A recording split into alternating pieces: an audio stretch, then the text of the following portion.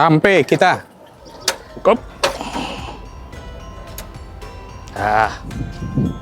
Ini standarnya mesti begini, Bang.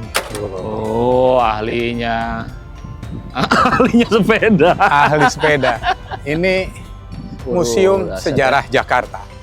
Semua yang terjadi di Jakarta sejak zaman dulu ada ceritanya di sini, Pak. Ada di sini. 1620 nih, Pak. Iya, ini 1620. Ya. Diresmiin memang tahun 74 sama Ali Sadikin. Bang Ali ya. Bang Ali. 74 ya.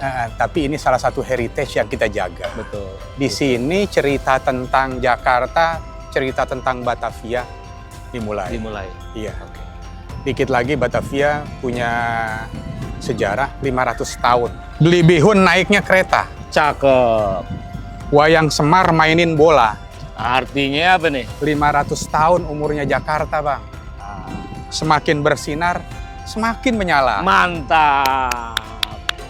Jadi kita ada di museum yang dibangun tahun 1620 bersama dengan Pak Sekda, Pak Marullah, untuk melihat-lihat dan menapak tilasin sejarah 5 abad Jakarta. 5 abad Ini awalnya. Jakarta.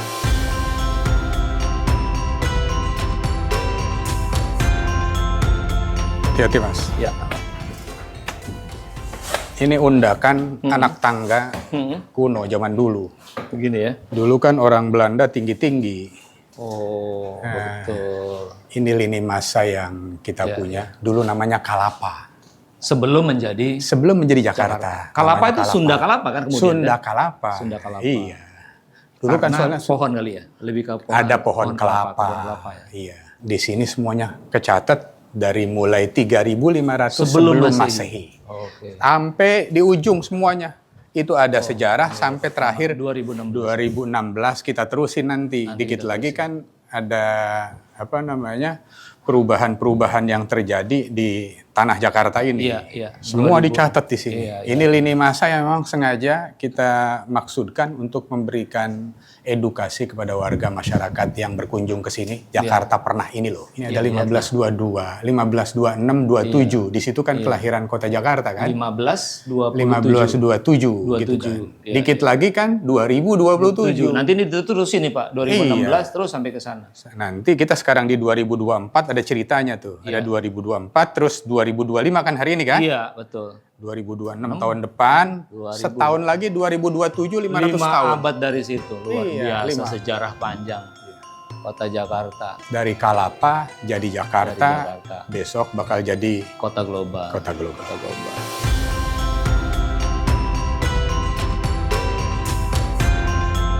Ini apa nih Pak Sekda nih? Lukisan apa nih? Jadi ini lukisan, pelukisnya ada di sini namanya Haryadi Sumodijoyo. Oke. Beliau ngelukisnya juga jelas, memulai mural ini tahun 75. 75. Jadi ini sebenarnya ada ceritanya. Di situ lihat ada beberapa inlander orang asli, ada beberapa orang Belanda. Lihat mereka sedang berpesta dan tapi ada beberapa orang yang lain tuh yang pakaiannya dia garis-garis lurik gitu ya. Ini kan pakaian lurik, pakaian kita, pakaian inlander lebih banyak itu kan.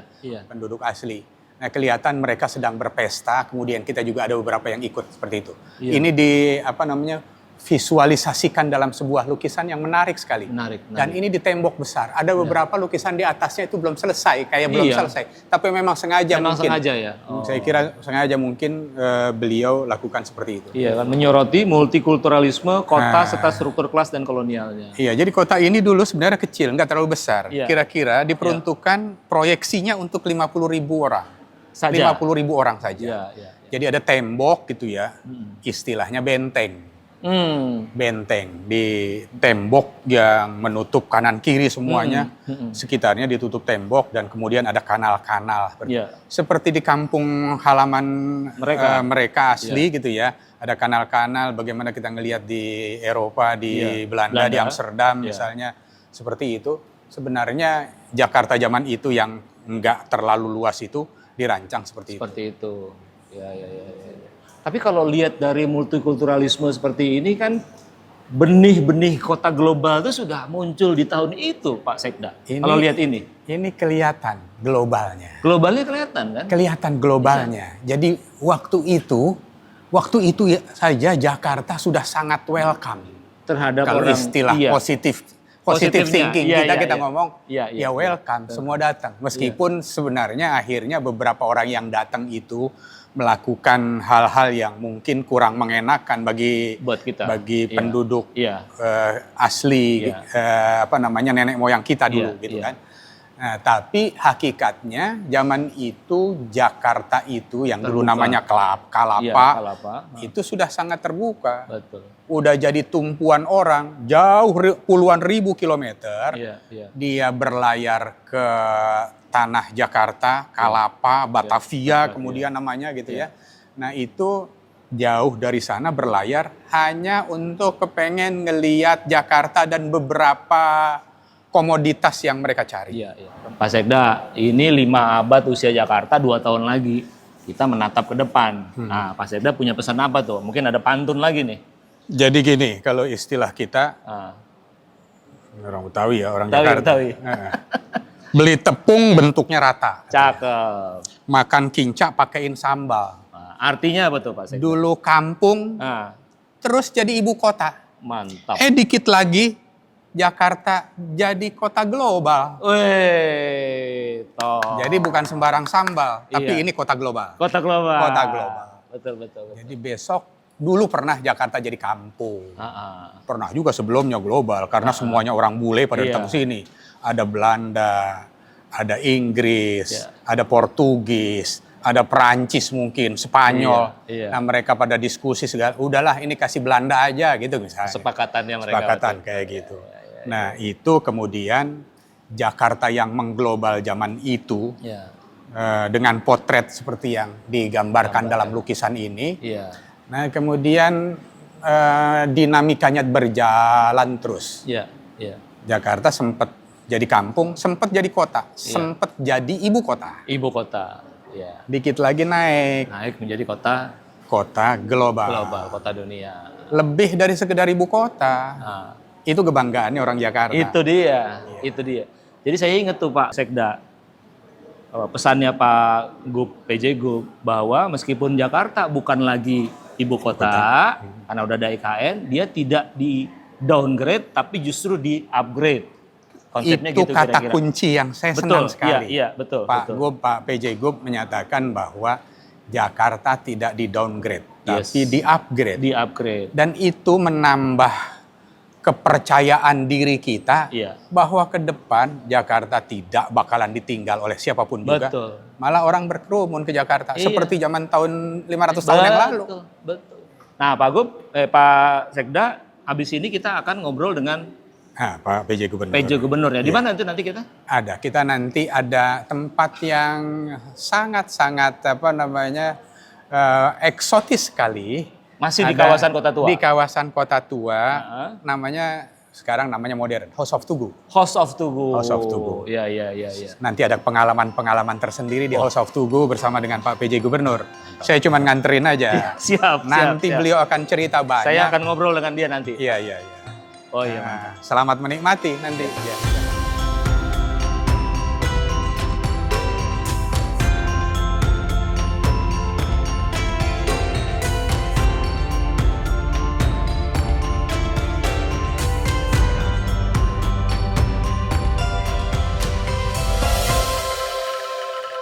Setelah tadi berkeliling ke Museum Sejarah Jakarta bersama Pak Sekda, sekarang saya bersama Pak PJ Gubernur DKI Jakarta, Bapak Teguh Setiabudi. Kita udah ganti baju, insya Allah ganteng.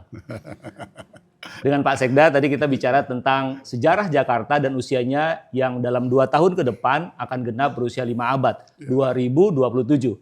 Nah, bersama Pak Gub kita akan bertanya dan mendiskusikan tentang bagaimana gambaran tentang Jakarta di usia 5 abad itu. Tapi sebelum jauh ke sana, saya ingin tahu dulu nih dari Pak Gub, gagasan munculnya menyongsong 5 abad Jakarta, jati diri Nusantara megalopolitan dunia itu dari mana Pak idenya Pak? Jadi gini Mas Arief ya, gagasan ini pastinya muncul dari refleksi yang mendalam terkait sejarah panjang kota Jakarta yang juga menjadi saksi terkait peristiwa-peristiwa penting perjalanan bangsa Indonesia. Dan saya itu juga lakukan survei kecil gitu, tanya kepada beberapa pejabat kita, pegawai kita atau masyarakat, Jakarta usianya berapa? Mereka tahu 400 sekian, 400 sekian. Gitu ya. Tapi begitu, oh itu sebenarnya udah 5 abad ya. Mereka kayak, oh iya 5 abad ya gitu ya. Itu seperti itu. Mereka menyadari, ternyata Jakarta sudah hampir 5 abad. Nanti tepatnya pada tahun 2007, itu sudah 5 abad. Dan kalau kita bicara masalah 5 abad atau 500 tahun, itu sebenarnya bukan sekedar angka ya. Betul. Karena kalau kita lihat Amsterdam, itu usianya sudah 750 tahun nanti, tahun ini. Kemudian DKI, kita, Jakarta, ini tahun 2007, 500 tahun atau 54. Nah, New York itu bisa tanda kutip, itu 400 tahun. Nah, tetangga kita itu yang ada di Malaysia, Kuala Lumpur, usianya masih relatif muda 168 tahun. Artinya apa? Kalau tahun 2007 Jakarta berusia 500 tahun atau 5 abad, ini sebenarnya Jakarta itu luar biasa. Memiliki identitas yang sungguh sangat kuat. Juga mestinya lebih baik terkait berbagai hal. Dalam hal sejarah, budaya, dan juga pertumbuhannya. Nah, pastinya kita juga ingin lebih mendorong itu. Apalagi sesuai dengan Undang-Undang 2 tahun 2004, Jakarta nanti tidak lagi menjadi ibu kota. Lah, saya berharap seluruh jajaran Pemprov DKI, masyarakat, jangan berkecil hati. Jakarta tidak lagi menjadi ibu kota, bukan berarti downgrade, tapi akan upgrade gitu. Kenapa? Betul. Karena akan menjadi kota global, pusat pertumbuhan ekonomi. Jadi, mudah-mudahan dengan kita menyongsong 5 abad Kota Jakarta, event ini akan menjadi suatu motivasi kita. Bagaimana mendorong Kota Jakarta masuk menjadi 20 besar kota global di dunia. Pastinya tetap dengan memegang jati dirinya, memegang bagaimana budayanya, tanpa kita juga anti atau resisten terhadap budaya-budaya global yang ada. Seperti itu. Ya. Jadi dengan kata lain, yang di kepalanya pikirannya Pak PJ Gub adalah bahwa nanti kita maju ke depan sebagai kota global, tapi identitas keindonesiaan, kejakartaannya nggak hilang. Lah, itulah makanya kemudian tagline-nya adalah menyongsong 5 abad kota Jakarta, jati diri Indonesia masih muncul. Menuju megapolitan dunia. Dan untuk orang Jakarta sendiri tidak akan hilang. Bagaimana sih orang Jakarta, the Jakartans misalnya. Tetap itu, warga Jakarta tetap menjadi warga Jakarta, dan tentunya adalah mencerminkan jati dirinya Jakarta, misalnya Betawinya kah, kita tetap piara, kita tetap lestarikan, kita tetap kembangkan gitu. Pak, kalau kita ngomongin soal kota global, ini ada ukurannya nih Pak. Ya kan? Jakarta ini sekarang berada di posisi 45 dari 48 kota global berdasarkan pemeringkatan Global Power City Index. Artinya memang masih tantangannya masih sangat besar Pak ya. Nah, itu bagaimana strategi untuk menghadapi dan meningkatkan posisi kita ke level yang lebih baik Pak? Jadi memang betul apa yang disampaikan Mas Arief ya, dan kami dari pemerintah provinsi juga sudah mengkaji, mempelajari bagaimana sebenarnya kalau Jakarta ingin naik peringkat hingga masuk katakanlah 20 besar kota global, top 20 global city. Pastinya itu tidak datang seketika, tiba-tiba. Harus ada berbagai hal yang kita lakukan secara terintegrasi. Misalnya terkait penguatan infrastruktur dan konektivitas. Lah, kalau bicara tentang itu, antara lain kita bicara mengenai transportasi. Kita sekarang sudah mengembangkan transportasi massal di Jakarta yang juga efisien, yang mestinya juga ramah lingkungan, dan itu bisa mengatasi berbagai hal yang terkait. Bukan hanya kemacetan, tapi juga ada hal yang lain. Lah, Jakarta sudah ada MRT Jakarta, sudah ada LRT Jakarta, sudah ada Transjakarta sampai kepada Mikrotrans. Lah, sekarang kita bicara MRT. MRT perkembangan luar biasa. Sudah sekarang dari Bundaran HI sampai ke sana Lebak Bulus. Kita sekarang kembangkan ke fase 2. Bagaimana Bundaran HI sampai nanti ke Ancol. Ya kan? Itu luar biasa. Bicara LRT Jakarta sekarang memang masih Kelapa Gading sampai Ramangun. Tapi ini sedang kita kembangkan. Akan ada loncatan besar nanti kalau sudah terhubung dari Ramangun sampai Manggarai. Nah, untuk Transjakarta terus kita kembangkan. Bukan hanya sekedar kuantitasnya, tapi juga dari sisi yang ramah lingkungan. Nah, kemarin baru ada kita adakan lagi 200 bus Transjakarta yang elektrik. yang listrik. Listrik. Iya. Oke. Untuk mikrotrans demikian juga ada pembaruan, termasuk juga adalah jalur-jalurnya. Nah, tentu saja kalau kita bicara mengenai konektivitas, tidak bisa itu membangun transportasi di wilayah DKI Jakarta tanpa melihat wilayah lain-lainnya. Ya. Ya. Sekitarnya. Greater. Iya, greater. Ya. Itulah yang pentingnya bagaimana nanti aglomerasi itu. Ya. Tapi sebelum aglomerasi itu jalan, kita tetap harus fight. Bagaimana kemudian kalau bicara mengenai transportasi juga harus terhubung Jakarta dengan Bekasi, dengan Bogor, dengan Tangerang dan sekitarnya juga. Ini seperti itu. Sehingga kita perlu memperkuat sinergi, ya, kolaborasi Dengan daerah-daerah sekitar. pastinya kita perlu itu untuk mengembangkan transportasi yang terintegrasi dengan daerah-daerah lainnya. Oleh karena itu, membangun DKI Jakarta tidak mungkin sendiri. Harus juga sinergi kolaborasi dengan hinterlands-nya, dengan daerah sekitarnya. Ini terkait dengan transportasi yang sifatnya konektivitas. Kemudian Mas Arief, bicara kota global, kita juga harus bicara terkait penguatan teknologi digital.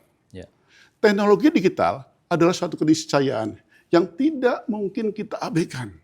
Mau tidak mau, suka tidak suka, digitalisasi harus kita jalankan. Itu melalui penguatan jaringan internet, makanya untuk menuju kota global tidak boleh dong nanti internetnya lelet nggak boleh. lelet misalnya gitu kan, karena akan terkait banyak hal, terkait efisiensi ini semua. Nah, kemudian juga kalau kita bicara kota global, kita juga bicara antara lain peningkatan kualitas hidup. Masyarakat. Peningkatan kualitas hidup banyak. Misalnya terlihat dari sisi bagaimana kita perhatian terhadap lingkungan. Antara lain adalah ini, kualitas udara. Jakarta sering disorot dengan masalah kualitas udaranya. Ini kita harus bicara. Banyak variabel terkait itu.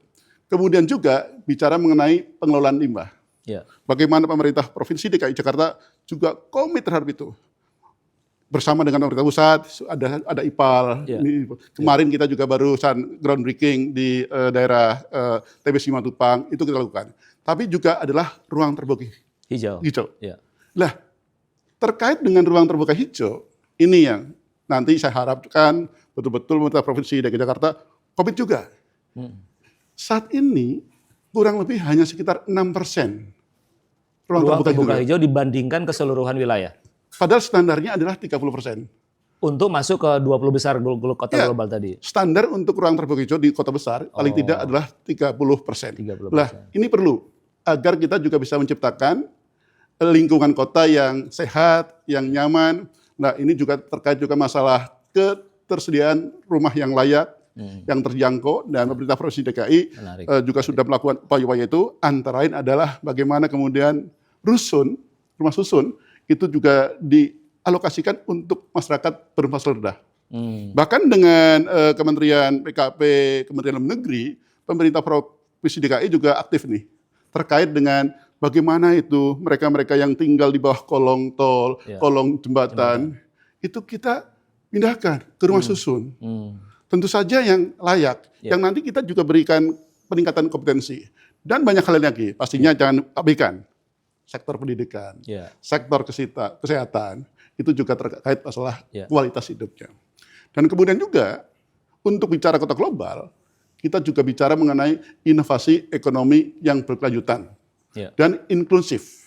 Lah, bagaimana nih pemerintah Provinsi DKI Jakarta mendorong pertumbuhan sektor-sektor ekonomi yang kreatif, yang juga ada teknologinya, terkait juga dengan jasa keuangannya, dan juga pastinya mengurangi ketergantungan dari industri yang sifatnya tradisional. Dan yang sungguh sangat penting, Mas Arief, adalah bagaimana kita juga harus membangun ekosistem inovasi yang mendukung startup dan juga bisnis berbasis teknologi. Antara lain adalah kita harus juga memfasilitasi terkait riset dan pengembangan, riset and development. Dan lain-lainnya tentu saja, kita juga harus welcome terhadap katakanlah promosi-promosi yang sifatnya internasional, kemudian juga mendukung keberlanjutan untuk mempromosikan Jakarta sebagai pusat bisnis yang ramah lingkungan kepada dunia internasional, mereka tertarik pada kita. Pak, kalau penjelasan Bapak itu kan artinya kita tidak mulai dari nol, Pak. Oh iya. Saya mau bicara misalnya transport, Bapak tadi udah sebut tuh, ada MRT, LRT dan sebagainya. Dan kalau kita bicara transport massal yang dimanfaatkan oleh masyarakat, itu bisa mereduksi polusi kan Pak? Ya, Kira-kira pastinya. nyambung semua gitu Nyambung, Pak? betul. Iya, itu betul. Ya. Jadi makanya kemudian kalau kita bicara mengenai pembangunan kota untuk satu hal, tidak mungkin kita hanya berkiblat pada satu variabel saja. Ya. Ada subsistem lain yang harus kita benahi. Ada variabel-variabel lain. Ya. Dan untuk menuju ke kota global juga, yang sangat penting juga adalah bagaimana kita juga promosikan budaya dan pariwisata. Jadi sebagai kota global, saya juga berharap bahwasanya kita bisa melakukan katakanlah promosi ke dunia nasional terkait bagaimana pengembangan infrastruktur pariwisata dan juga promosi internasional yang terkait mendatangkan wisatawan global ke kita. Jadi kita tidak hanya jago wisatawan Nusantara, wisatawan domestik, tapi juga harus berbagai. Dan ini pastinya perlu juga pembangunan infrastruktur yang mendukung mereka agar tertarik. Dan yang penting lagi sekarang adalah kolaborasi. Kolaborasi internasional. Bagaimana kita membangun kemitraan global dengan cara meningkatkan hubungan yang baik, hubungan bersama dengan kota-kota global di negara lainnya. Terkait juga berbagai iptek, ilmu pengetahuan dan teknologi. Dan tentu saja pemerintah Provinsi Jakarta sebenarnya sudah aktif ya untuk membangun jaringan global. Misalnya beberapa yang lalu kami kedatangan dari petinggi university di Washington. Mereka juga ingin membangun universitas internasional di sini, kita welcome. Pastinya juga untuk katakanlah lembaga-lembaga pendidikan lainnya, kita juga sangat ini. Intinya adalah bagaimana sekarang kita dapat memperkuat desanya dan meningkatkan kualitas hidup warganya sehingga kita bisa menjadi top 20 global city. Wah, luar biasa Pak. Nah, ngomong-ngomong rencana besar Pak, ini duitnya ada apa enggak? Kan gitu Pak. Nah, soal anggaran gimana Pak? Nah, kita bicara mengenai top 20 global city, tentu saja harus ada dasarnya, payung hukumnya, regulasinya.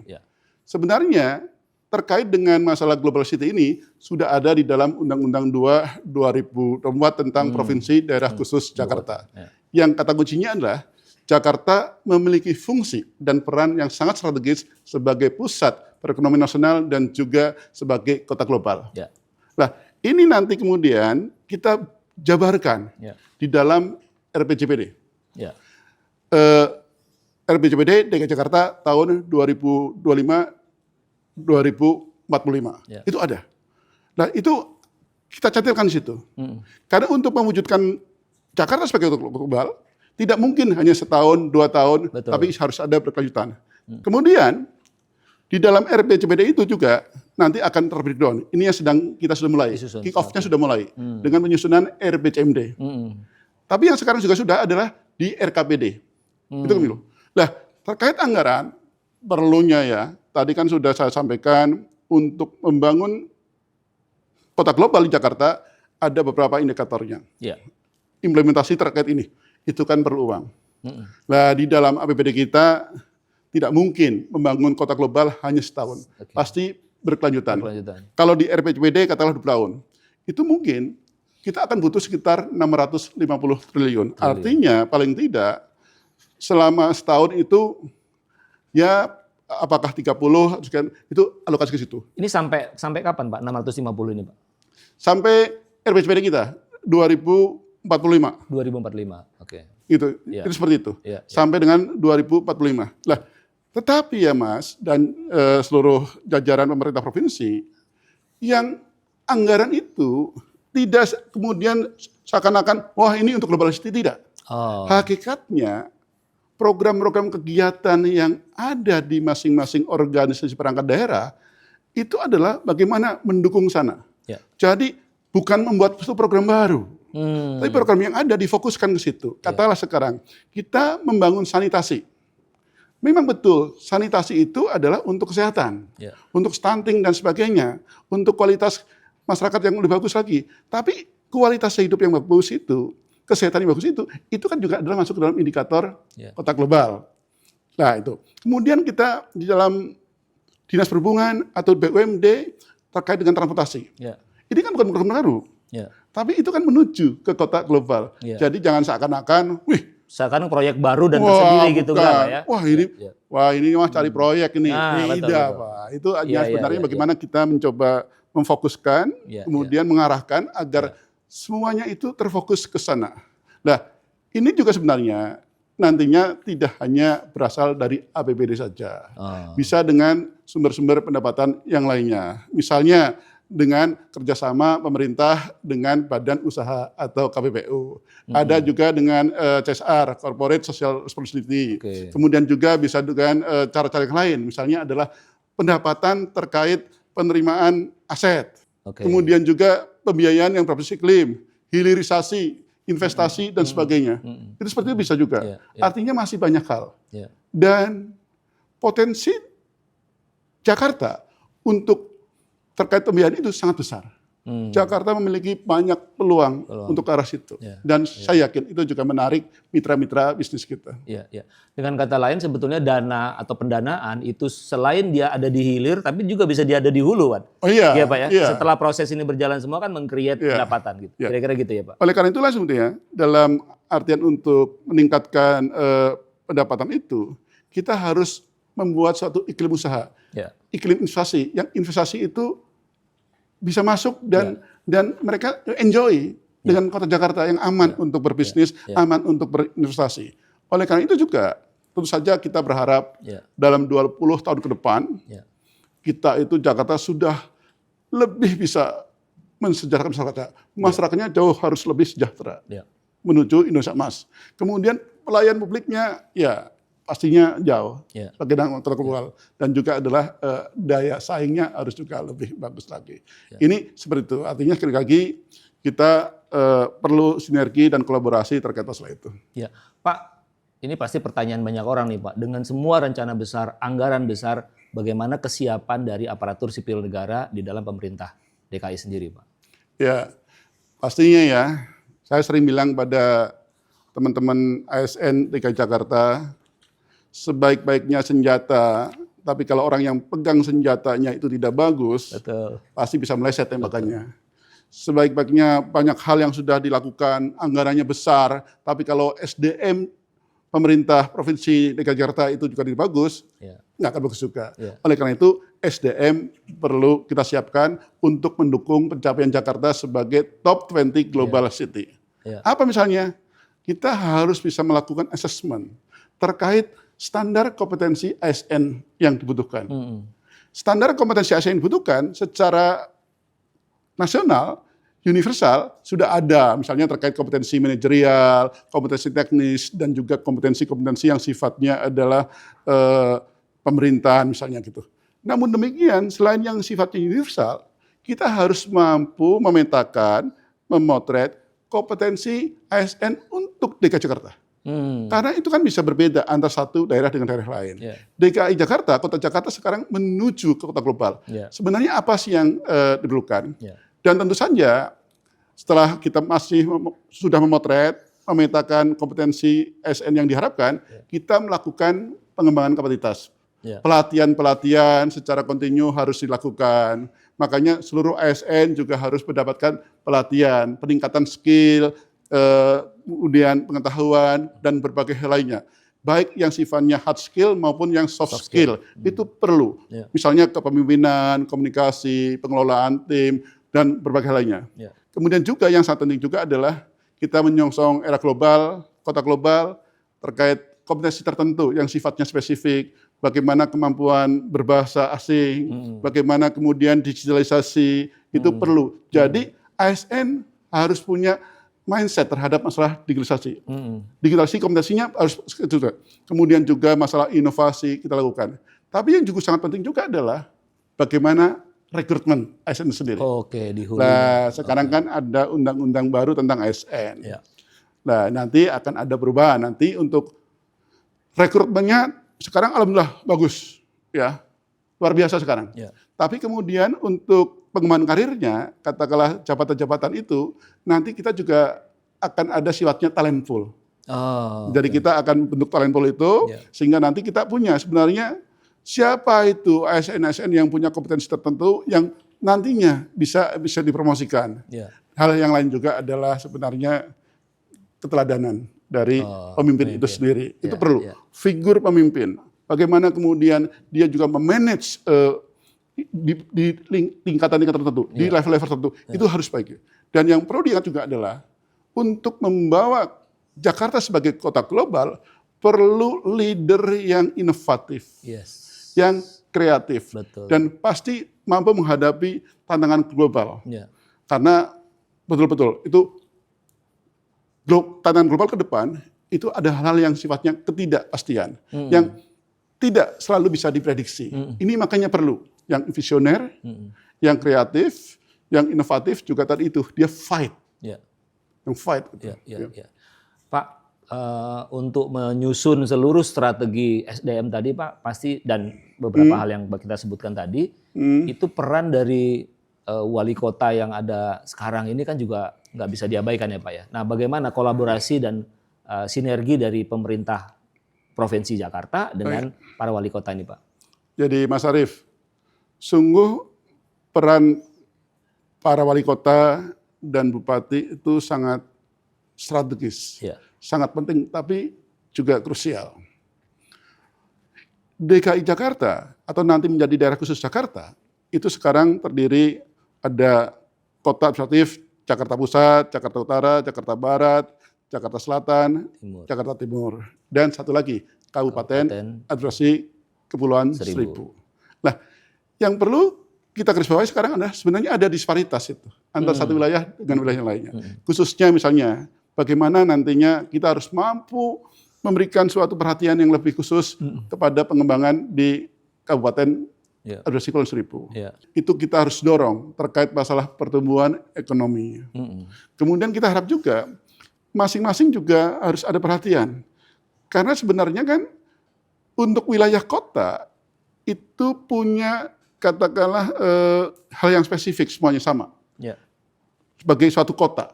Nah, kita berharapkan walaupun masing-masing kota itu ada suatu kebersamaan, ada kesamaan, tapi coba wali kota juga harus mampu melakukan inovasi. Apa sebenarnya prioritas unggulan-unggulan dari masing-masing kota? Dan kemudian juga wali kota dengan pastinya adalah dikoordinasikan oleh gubernur dan pemerintah terkait, mampu nggak membangun konektivitas, integrasi antar wilayah itu. Sebagai contoh, kita itu kaya akan destinasi wisata. Sekarang mampu nggak kita menghubungkan dari Ancol, kemudian Sunda Kelapa, ke Kota Tua, habis itu ke Monas mungkin ke museum, habis itu ke Masjid Istiqlal, Katedral, kemudian menghubungkan lagi sampai ke Taman Mini dan sebagainya.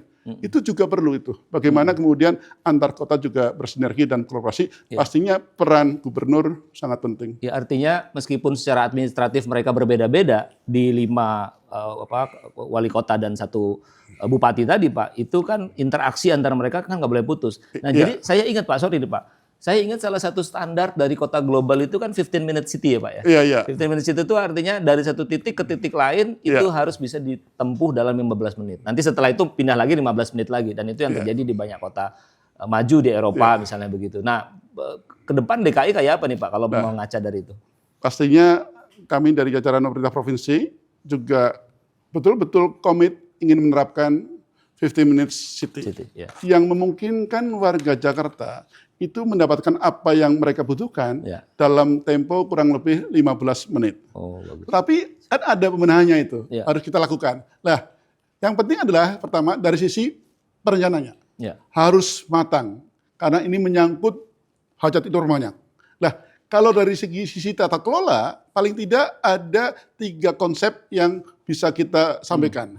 Yang pertama adalah bagaimana terkait dengan transit oriented development, TOD. Yang kedua yang sudah sering saya sampaikan terkait digital development oriented. Dan yang 3 yang juga sangat penting adalah self-sufficient neighborhood. Ini terkait masalah pemukiman mandiri. Nah, kalau kita bicara masalah konsep self-sufficient neighborhood atau pemukiman yang mandiri, ini ada beberapa hal yang harus kita lakukan. Pertama adalah setiap lingkungan pemukiman itu mestinya harus memiliki fasilitas umum dan sosial, seperti misalnya pendidikan, kesehatan, hiburan, yang juga dapat dijangkau oleh warga dalam kisaran waktu 15 menit. Kemudian yang kedua adalah bagaimana DKI Jakarta dengan keterbatasan space-nya perlu memaksimalkan hunian vertikal dan kawasan mixed use. Dan yang ketiga atau yang terakhir adalah bagaimana kita juga menciptakan kawasan yang inklusif. Inklusif apa? Terhadap usia, gender, pastinya juga harus ramah difabel. Dan juga bisa menghadapi perubahan iklim. Ini yang sering sekarang kita lakukan. Ini kan sekarang lagi cuaca ekstrim nih ya, kita lakukan berbagai upaya. Lah, warga di sebagian wilayah Jakarta saat ini sudah ada katakanlah fasilitas yang memungkinkan dia itu bisa menikmatin layanan yang dapat di-KP dalam rentang waktu 15 menit. Misalnya mereka yang dekat dengan transportasi massal, misalnya ada MRT Jakarta, LRT, ada terminal, kemudian juga terjangkau oleh mikrotrans dan berbagai lainnya. Namun kami juga menyadari kita udah berupaya secara maksimal, namun pasti ada warga yang juga belum menikmati hal itu. Inilah yang harus dikerjakan oleh pemerintah Provinsi DKI Jakarta. Untuk itu pastinya kami akan lebih mematangkan dari sisi perencanaan dan juga dari sisi penganggaran. Kita bicara perencanaan, pastinya kita juga bicara masalah penganggaran. Dan di dalam RT RW 2024 kami akomodir di situ. Kami cantumkan di situ. Bagaimana kita akan menuju ke arah itu semuanya. Pak, ini kalau Bapak bicara TOD, Bapak bicara digital, ada self-sufficient perumahan dan sebagainya, saya ngelihat ini kita cerah sekali nih Pak ke Jakarta ke depan. Dan ini sangat anak muda. Saya itu diskusi soal TOD sama anak saya Pak justru yang lagi kuliah. Nah, dalam hal itu gimana nanti Pak? Kolaborasi dengan kelompok muda Pak. Karena kalau kita bicara 5 abad 2045 itu ya anak-anak yang sekarang SMA itu sudah mencapai usia matang Pak, yang menikmati ini semua. Saya juga sering menyampaikan kepada jajaran pemerintah Provinsi DKI Jakarta. Mungkin sebagian daerah lain banyak yang punya program-program bagus, tapi mungkin anggarannya terbatas atau tidak tersedia. Jakarta itu memiliki anggaran yang luar biasa. Pertanyaannya sekarang, kita harus punya program-program yang bagus. Yang itu harus kita siapkan. Program-program yang bagus itu juga karena menyangkut jangka panjang, khususnya di dalam rencana pembangunan jangka panjang daerah RPJMD 2025-2045, itu akan menggapai rentang waktu yang 20 tahun. Itu nanti kan mereka yang akan katakanlah menikmati atau yang akan meneruskan bagaimana menuju Jakarta adalah mereka-mereka yang sekarang tergabung dalam Gen Z dan Gen Alpha. Oleh karena itulah kemudian kita betul-betul menyadari bagaimana mereka juga harus dilibatkan untuk mewujudkan Jakarta sebagai kota global. Agar mereka memahami sebenarnya perencanaan pembangunan ke depan seperti apa sih? Lah, kita sudah melakukan itu juga. Salah satu bukti pemerintah Provinsi DKI Jakarta dalam pelibatan Gen Z dan Gen Alpha antara lain terkait program yang kemarin kita laksanakan Mas, waktu di lapangan Banteng. Tanggal 6 sampai 8 Desember 2024, Shaping Tomorrow Together. Itu luar biasa itu. Itu telah berhasil membuat para Gen Z dan Alpha generasi muda itu tahu bagaimana sih perencanaan ke depan. Jakarta ke depan. Mereka harus seperti apa? Kemudian juga kita sajikan Shaping Tomorrow Together itu dengan cara-cara, dengan pola-pola yang mudah dipahami oleh mereka. Dan kemudian juga insya Allah ini nanti kita mohon dukungan dari semua pihak. Pemerintah provinsi juga akan membuat kompetisi. Kompetisi terkait logo 500 tahun Jakarta. Yang ini terbuka. pasti anak muda nih Pak Itu kan ya. Makanya kita tidak kemudian close itu tertutup ya. Kita buka ini peluang untuk para Gen Z, para generasi muda maksudnya untuk menuangkan kreativitas mereka. Kemudian juga selain ada kompetensi logo tentang 500 tahun Jakarta atau 5 abad kota Jakarta, kita juga akan ada festival seni dan budaya. Selain untuk menunjukkan bagaimana identitas Jakarta yang sungguh sangat kaya, keberadaan anak muda ini juga pastinya sangat dibutuhkan dalam festival tersebut. Ini juga pastinya untuk kaderisasi, bagaimana kemudian ada regenerasi atau pelestarian identitas tersebut. Dan kami sudah mengajak kepada seluruh perangkat daerah, termasuk BUMD, agar mereka juga, kan ada program-program unggulan, itu nanti masuk di dalam kalender event. Bagaimana kalender event tahun 2005, bagaimana nanti tahun 2026, bagaimana juga tahun 2027. Seperti halnya kalau Mas Arief dan kita semuanya melihat, bagaimana kota Amsterdam itu menyiapkan 750 tahun. Wah, itu luar biasa itu. Itu gemanya luar biasa. Lah, kita tidak sekedar menyontoh, tapi itu memang harus kita lakukan gitu. Bagaimana kita juga sekarang menyongsong 5 abad kota Jakarta. Dan kita juga tahu bagaimana generasi muda itu kan sangat melek teknologi. Oleh karena itu kita juga mendorong para generasi muda untuk melakukan inovasi teknologi, karena kita berharap mereka nanti akan melahirkan suatu generasi yang sangat-sangat paham dengan digital, paham dengan teknologi untuk mendorong bagaimana permasalahan perkotaan bisa diselesaikan, seperti misalnya mobilitas, lingkungan, termasuk juga terkait masalah layanan publik dan berbagai inovasi lainnya. Nah, pastinya ini kita berharap mereka bisa menemukan solusi-solusi yang berbasis teknologi untuk mengatasi masalah dan Jakarta. Pastinya juga ada agenda-agenda lainnya. Pak, yang kita bahas ini kan ada kesan pikiran kita, Pak. Pikiran kita yang nanti akan diimplementasikan. Tapi saya percaya betul sebetulnya aspirasi dari publik kan juga diserap, Pak. Makanya kemarin ada bentang harapan yang mereka boleh mencatatkan berbagai macam harapan di kanvas sepanjang 500 meter gitu, Pak. Nah, itu gimana gagasan itu, Pak? Itu ya, kalau kita bicara kegiatan bentang harapan Jakasa, itu sungguh kami pun terharu, larut ya, bagaimana itu ternyata partisipasi para tokoh-tokoh masyarakat, elemen masyarakat luar biasa. Jadi bentang harapan Jakasa itu sebenarnya ada 500 meter kain putih itu. 500 itu menunjukkan 5 abad. Kemudian kita bagi-bagi, ada yang ada di wilayah Jakarta, pusat, utara, barat, selatan, timur, dan ada juga yang ada di Kepulauan Seribu, dan sekitar 80 meter ada di balai kota. Itu acaranya pada tanggal 31 Desember 2020. Tutup tahun kemarin ya? Tutup tahun, dan kita akan menyambut tahun baru 2025. Ini sungguh menjadi momentum yang bersejarah. Bagaimana para gubernur, wakil gubernur pada periode dahulu itu bisa hadir. Kumpul semua, Pak. Kumpul semuanya. Dan yang kemudian membuat haru kita adalah respon masyarakat sungguh sangat. Wah, ini acara yang sangat menyejukkan. Wah, ini acara yang luar biasa. Kami tidak larut dalam pujian, tapi memang ini yang dibutuhkan oleh DKI Jakarta. Bagaimana mungkin kita bisa membangun DKI Jakarta tanpa ada suatu kenyamanan, suatu kestabilan. Nah, ini sungguh sangat penting, dan ini memberikan asa yang baru. Bagaimana Jakarta. Kemudian beliau-beliau itu menulis harapan Jakarta di masa depan, yang insya Allah nanti akan kita buka pada tanggal 22 Juni tahun 2027. Tepat 5 abad Kota Jakarta.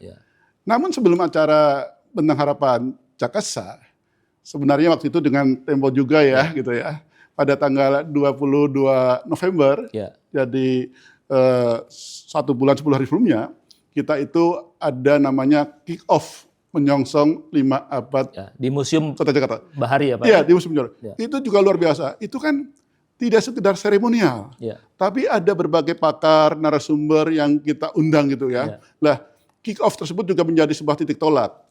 Bagaimana kita juga akan menyambut 500 tahun Kota Jakarta pada tanggal 22 Juni tahun 2027.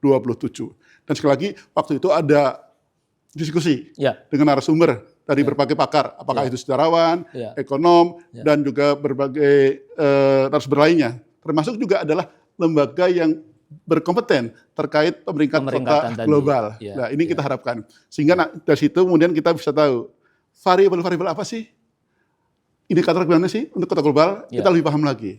Kemudian juga dalam rangka menyongsong 500 tahun Jakarta, pada tanggal 31 pagi, 31 Desember 2004 pagi, kita itu ada kegiatan namanya Jejaki Jakarta. Oh, yang Bapak keliling itu, Pak? Iya, pertama. Termasuk kita mulai dari sini nih, House of Tugu. Ini juga memiliki story tentang Jakarta. Sejarah, kemudian kita ke Sabandar, kemudian kita keliling. itu kita menapaki berbagai titik-titik yang itu juga menjadi bagian suatu perjalanan kota Jakarta. Mulai dari Jayakartanya, Batavianya, bagaimana kemudian kota tua, itu semuanya. Sampai kemudian kita ke balai kota. Lah, ini juga melibatkan seluruh OPD dan juga PBD. Dan saya sungguh sangat senang juga melihat respon mereka. Mereka juga, wah, dengan acara Jejaki itu welcome, tahu itu. Menikmati betul acara Jejaki Jakarta itu. Nah, ini seperti itu. Pastinya kita sungguh sangat berharap ini menjadi suatu motivasi kita semuanya, bagaimana kita juga harus kenal Jakarta sebelum kita menggaungkan Jakarta sebagai kota global. Bagaimana mungkin kita bisa menggaungkan Jakarta sebagai kota global kalau kita sendiri tidak kenal Jakarta. Tapi tentu saja nanti silakan teman-teman semuanya bisa mengunjungi web resmi kita untuk menyongsong 5 abad Jakarta, yakni di www.jakarta500.id.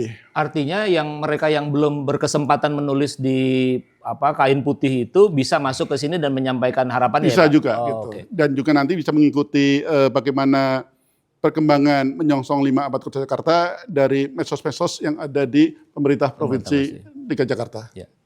Pak, ini mungkin pandangan kritis, Pak. Kita mau punya rencana panjang, tapi tentu kita tidak bisa menghindar dari proses pemilihan gubernur, lewat pilkada dan sebagainya. Bagaimana memastikan seluruh program ini bisa berjalan dengan lancar meskipun pemimpinnya berganti-ganti nanti, Pak? Oh iya, gini Mas Arief, pada waktu acara tentang Harapan Jakasa tanggal 31 Desember 2024 sebenarnya tidak hanya diikuti oleh gubernur dan wakil gubernur yang periode lalu dan lain-lain masyarakat lainnya, tapi juga diikuti loh oleh kontestan pilkada 2024. Betul, hadir juga di situ adalah cawagup terpilih, Bapak Pramono Anung dan Bapak Karno. Hadir juga dari kontestan yang lain diwakili oleh Pak Suswono hadir, Pak Kun juga hadir. Lah, itu mencerminkan bagaimana kebersamaan dan itu juga mencerminkan pemimpin yang sebelumnya dan pemimpin yang akan datang ini, itu kan terlihat lah. Kita itu hal yang sangat-sangat bagus itu. Yang ini mungkin juga kalau ini dikatakan pertama mungkin belum tentu juga ya, tapi mudah-mudahan ini juga terus dilanjutkan sehingga ada kesinambungan. Nah, kita berharap pada gubernur dan wakil gubernur terpilih ini juga nanti bisa ada keberlanjutannya. Dan beliau Pak Pramono dan Pak Rano Karno waktu itu juga menuliskan harapannya untuk Jakarta. Dan pastinya kita semua menginginkan kemajuan Jakarta untuk menjadi kota global, top 20 global city. Dan saya juga mencermati kampanye-kampanye dari setiap kontestan, juga apalagi yang kampanye-kampanye dari Bapak Pramono dan Bapak Rano Karno, sepertinya juga ada suatu kesamaan. Bagaimana juga beliau berharap bagaimana Jakarta itu bisa menjadi kota global yang semakin bagus. Ya harapannya adalah bagaimana nanti top 20 global city itu bisa kita wujudkan. Jadi insya Allah lah, saya optimis, ya mudah-mudahan kita senantiasa dalam lindungan Allah SWT, Tuhan Yang Maha Esa, nantinya Jakarta betul-betul bisa masuk, Jakarta top 20 global city, dan ini mari kita terus laksanakan, terus kita implementasikan, sehingga nanti bukan berarti ganti pemimpin, ganti kebijakan. Nah, saya sebagai PJ Gubernur pastinya juga akan nanti berkomunikasi tentang itu. Bagaimana juga program-program yang beliau-beliau waktu kampanyekan, harusnya itu juga nanti akan masuk. Bagaimana terkait dengan RPJMD, ini nanti juga kita masukkan, sehingga insya Allah mudah-mudahan semuanya bisa berjalan lebih smart. Dan gubernur, wakil gubernur terpilih bisa smart take off dengan lebih baik lagi. Baik. Terima kasih Pak. Ini percakapan yang luar biasa. Waktu kita nggak banyak, tapi Bapak bisa merumuskan seluruh gagasan, ide, dan segala pikiran untuk Jakarta yang lebih baik, Indonesia yang lebih cerah. Terima kasih sekali lagi Pak. Ya, sama-sama Mas Rif. Kita minum dulu Pak. Alhamdulillah.